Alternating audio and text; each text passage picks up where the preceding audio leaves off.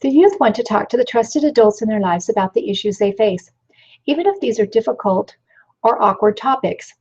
I realized this when I taught the 15-year-old Sunday school class. I had a great group of kids who were very respectful and participated when I asked questions, but I could not get them excited and engaged in the lesson. There was one lesson that I gave that they were very engaged in, and ironically, this was a lesson on the law of chastity. It started out as these lessons usually do, with the youth staring awkwardly at the floor and shuffling their feet back and forth. I told them what the law of chastity is and why they should live it, and was basically giving the youth a lecture. Then I changed it to a discussion, and they became very engaged in the lesson. They know what they're not supposed to do, but what they want to know is what is okay and appropriate. We had a great discussion, and they came up with guidelines for themselves. The youth face many difficult, challenging, and confusing issues in their lives today, and they would like to be able to talk to their adult leaders and their parents about these issues. One of these is, what is the big deal about pornography? The big deal about pornography is the damaging effects of pornography. Pornography damages the brain, it damages the family, and it damages society. Pornography damages the brain because it is very much like a drug. The same chemical reactions occur in the brain when using meth and cocaine and when viewing pornography. The reward pathways release excessive dopamine levels into the brain. The difference is, in viewing pornography, these chemical reactions are even more powerful, and it's like a chemical bomb goes off in the brain.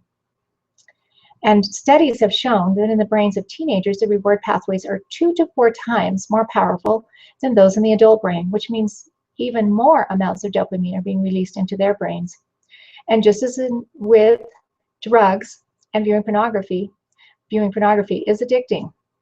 When the brain has all of this dopamine released into it, this is not a normal state, and it tries to compensate and get the brain back to a normal levels of dopamine by shrinking the dopamine receptors. The individual, over time, needs more and more releases of dopamine to even feel normal. They begin to crave more and more pornography. As Elder Dallin H. Oaks stated, it impairs decision-making capabilities, and it hooks the users, obsessively drawing them back for more and more. A man who had been addicted to pornography and to hard drugs wrote me this comparison. In my eyes, cocaine does not hold a candle to this. I have done both, and quitting even the hardest drugs was nothing compared to trying to quit this. End quote. Pornography physically changes the brain. The neural pathways rewire and make new connections. Or as they stated this on fightthenewdrug.org website, neurons that fire together wire together. They've also found in the brains of addicts, and this includes those addicted to pornography, that the frontal lobes of the brain shrink. Pornography is damaging to the family. It is difficult for those who are involved in viewing pornography to form meaningful relationships with real people. This is a bigger problem than you may realize.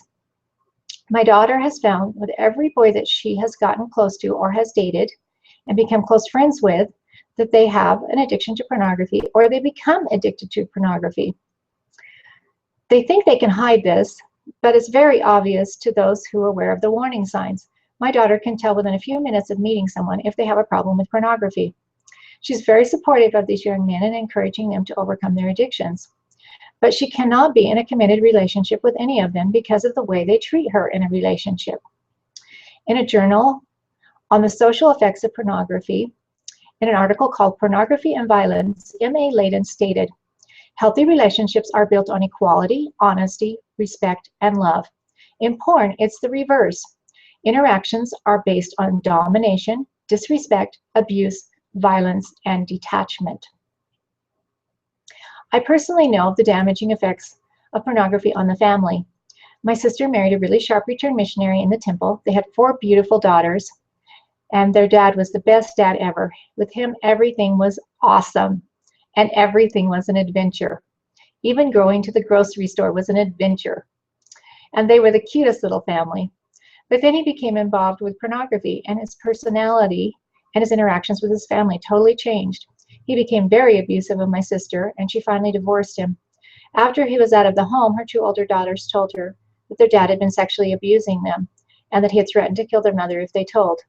That was 12 years ago. They have not had any interactions with their father since then, and they're all grown. But every one of the girls has emotional issues because of the abuse their father had with being addicted to pornography. Pornography damages society. It promotes violence towards women, and it objectifies women.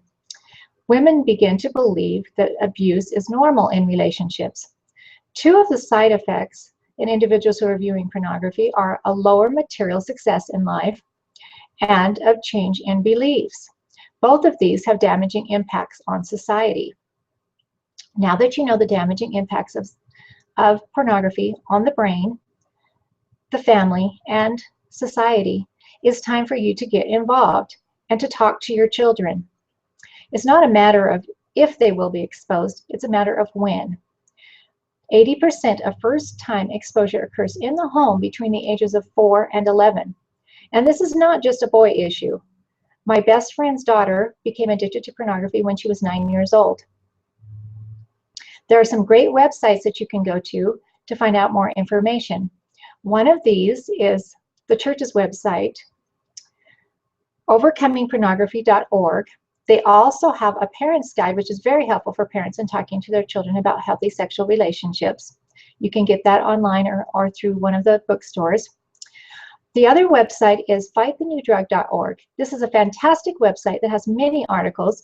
If you click on the references at the bottom, you can find other articles, journals, and books that you can find even more information. If you're addicted to pornography, you need to get help. You cannot overcome this addiction alone. You can only overcome it through repentance and through the atonement. How many days does it take to overcome an addiction? It takes 2 years. Now that you know about the damaging effects of pornography on the family, society, and individuals, you need to get involved. We need to warn others about these damaging effects and about the dangers of pornography.